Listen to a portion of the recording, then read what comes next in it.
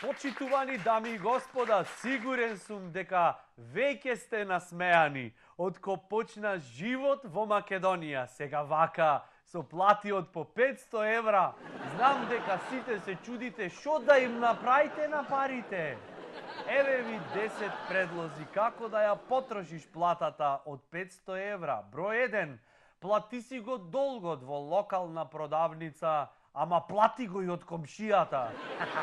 За сте замерени и уживај после кој ќе се мисли тој како да ги потроши парите. Број 2. Ако не знаеш ти како да ги потрошиш парите, слободно, значи слободно консултирај се со жена ти. Тие имат секогаш идеи. Ако не пушиш, почни одма, зашто иначе ќе заштедиш пари, ќе си под стрес, не ќе знаеш како да ги допотрошиш.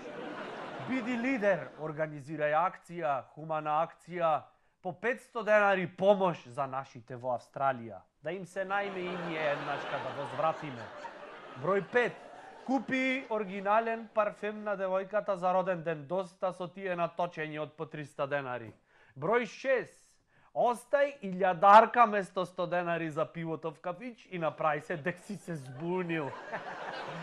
Број 7. Врати се во супермаркет откако си ја платил сметката со фискалната враца и побуни се. Извини, колку ми наплати? 500? А, не, овде уште 10 работи ми немаш искуцано. Требите уште 1000 да ти доплатам. Леле, извинете, господине, се случува. Број 8. Ако си пензионер со 500 евра пензија, секој ден купи таблет место весник. И пцуј го заев ако ти вратат кусур за таблетот. Што ти прада парите сега? Абе, ти се мочам и во политика и во све. Број 9. Работи полошо отколку досега, зашто ако работиш подобро, шефот може да ти дај ту напредување. Да, и да ти ја покачи платата. После шо правиме? И број 10. Кој ќе бараш гратиси за представа. Не биди глуп, искористи момент, плати си ги. А, така, пошо, се имат, се можи. Статистиката моментално вели во Македонија барем по еден мигриран од секое четврто семејство. Царинската полиција почна со интензивни тренинзи во теретана, пошо сега, откако почна животот во Македонија, кој ќе почнит еден наплив од луѓе, сите ќе сакат да се вратат назад, ама сега таму да си седите. Австралија, Германија, Канада, паднете си во депресија, кој ви е крив? Што избрзавте бе?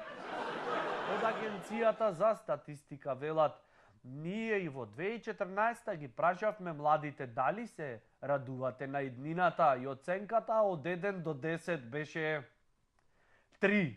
Колку чудно. И арогантно би рекол од страна на младите. Значи, се ќе им направиш споменик за училиште, споменик за фудбалско игралиште, споменик за место кај што ќе имат базен, споменик за универзитет, споменик за надежта, дека еден ден ќе влезиме во Европска Унија и тие со недоверба, со вака да ти вратат. Ние сите се чудиме како младите не гледаат светло на иднината, доста чудно, а сите споменици се баш фино осветлени за посветла иднина. Епа, ако не ве бенди свитве, ојте си од државава, не ги бенди свело. Млади будали. Инаку пред некоја вечер се појавија нови споменици во центарот на Скопје. Видете? Изгледа беа закаснети, попат им се има дупнато гума и брзај од 2014 дури сега доцна во ноќта стигнаја. Ноќ е намерно за никој да не ги види дека закаснаја. Ги сваќам тотално. Незгодно им беше, зашто бронзен образ кој што мој да зацрвени, тинкој те пој.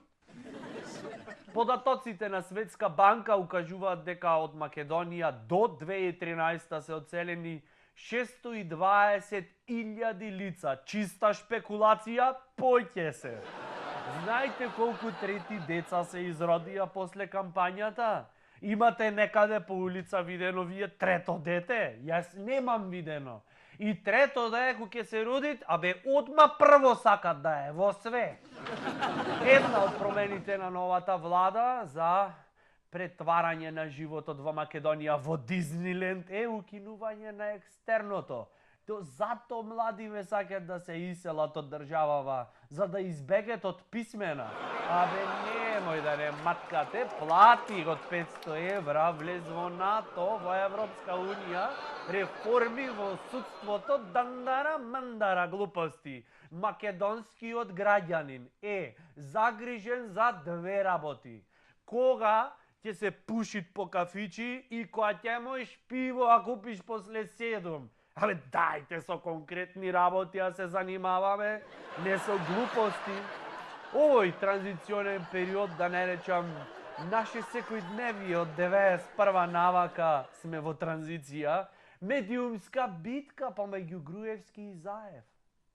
Дел од медиумите, особено оние кој што ги оној медиум кој што го нарекуваат телевизија на Заеви, во последните денови го отворат прашањето, не зборуваат многу за проектите што ги правиме, за работите што сме ги завршиле, за нешто што ќе им користи на граѓаните, туку зошто и во кое својство се појавува.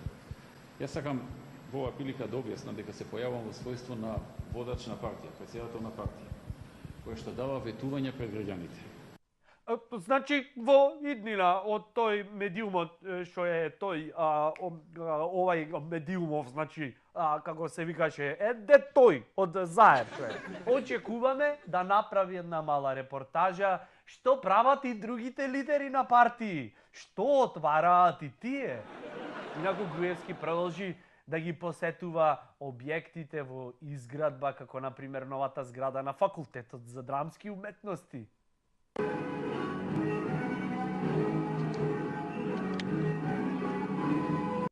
Ауф! Што ти е хоби, бе? Тоа е кога штиците ќе ти значат се во животот. Беше и на отварање на филхармонијата, каде беше организиран еден мал, скромен коктел, да, скромен, од 20.000 евра. Шо аџиба, море, пилиња јадевте, шо пиевте за 20.000 црни евра? Уствари, што се нервирам бе јас, од ко започна живот во Македонија, то стварно дури, кој ќе размислиш, е и скромно. 20.000 евра за коктел, за отварање филхармонија. Мислам, срамот. На отварање беше и министерката за култура на претходната влада. Ќе дозволите ли милен трансфер на новата влада? Нормално. Зошто да не дозволам? Нема потреба од такви прашања. Дали се Тоа е познавате? нормална процедура. Сега во Дали- светот и нормално и овде. Дали се познавате со човекот кој на црниот четврток со качулка се гушна со вас? Не. Не. Рака ми бакнувале секакви фраери во животот, ако секој го памтиме, мислам, каде тоа би не одвело, така. Дека напредуваме како држава, особено во делот на полова еднаквост, показател е и дека кај нас во Македонија се појави, спремни, првата жена оџачар. Уште сме под шок. Ману веќе заседава за да се измисли именка од женски род, се разгледуваат неколку предлози, оџачарка, оџачарица. Еј, оџачарице, јас ти љубам лице. Кога ќе се спомене оџачар како професија, првата асоциација е дека тоа е исклучиво машка работа. Ретко кој верува дека оваа професија многу успешно и со голема стручност може да ја извршува и жена. Токму затоа, кога жена оџачар ќе дојде да го исчисти оџакот, првите реакции се зачуденост и недоверба. Бо, сама го исчисти? Мајки мој. Зошто недоверба? Немој да сте толку ограничени. Првиот дипломиран оџачар и засега единствената жена во оваа професија во Македонија. Како жена оџачар имам интересни случувања во стил што бара жена на кров, во стил како тоа сте дошла жена, како тоа оџачарка, нели оџачари се тие што треба да бидат. Охо, дипломирана оџачарка. оджачарица. Инаку оджачари се тие што треба да бидат така, што треба да си бидат. Класичен женски принцип. Ако веќе одбираш да си оджачарка, тогаш оди до крај. Абе, дипломирана оджачаркачица. Паралелно, одбележан денот на пожарникарството. Мај 20. Прославата беше започната со постројување на скопските пожарникари и свечено дување на свеќи. Ако символично, нели? Потоа командантот на противпожарната бригада му поднесе рапорт на Коце Трајановски, кој откако му заврши мандатот за градоначалник, се појави на манифестацијата како случаен минувач. Господине, случаен минувач.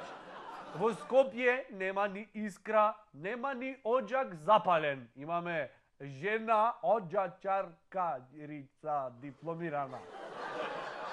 Лайк и фолоу и subscribe и ај чао. Имам плата за трошење од кога почна животот во Македонија.